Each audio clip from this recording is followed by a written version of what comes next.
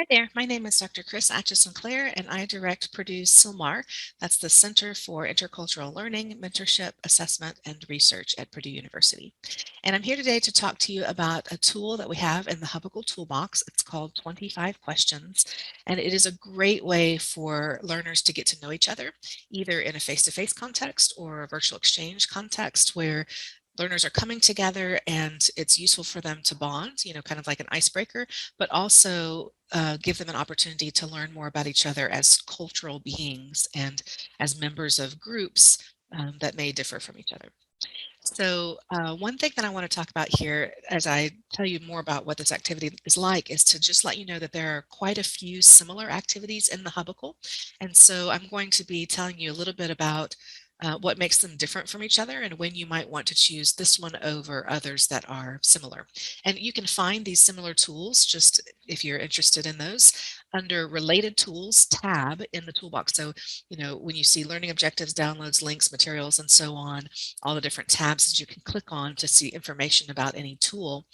The Related Tools is always going to give you either tools that are similar or tools that can be used in conjunction with this particular tool. And if you look on that Related Tools tab for 25 questions, you will see a number of tools that sound similar. So we've got something called 5 Nosy Questions. We've got something called Conversation Starters, 200 questions to get to know someone.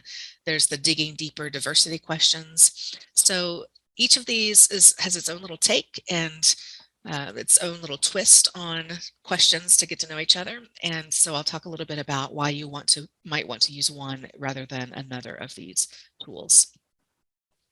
This particular one, 25 questions, is a nice set. It's a sort of scope for a deeper activity, not necessarily a very quick icebreaker whenever you're first bringing learners together. But if you have a decent chunk of time, or if you're going to send students off in pairs or small groups to do something outside of class, it's a nice scope for that kind of learning. There are also general questions about culture that pretty much will work no matter what cultures are represented in your group. A quick caveat to that is that there are questions about death in there, about how your culture, your family handles or celebrates the loss of a family member or a friend. And that can make people from some cultures uncomfortable. Death is taboo in some cultures, so just be careful of that one. If you have a shorter period of time, I would actually recommend instead the 5 nosy questions that you can click on in the Related Tools.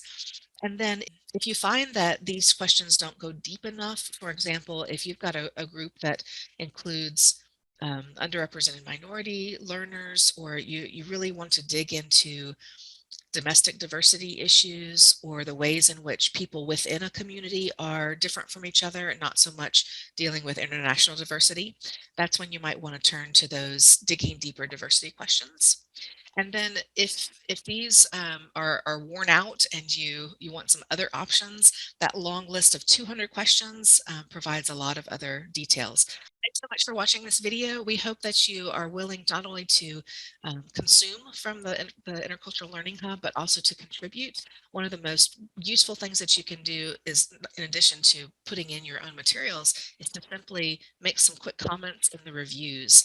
Notice that there's another tab for each tool that says reviews, and many of the tools do not have reviews on them. So we hope that if you try this tool out, you'll come back and leave a quick note about what your experience was like.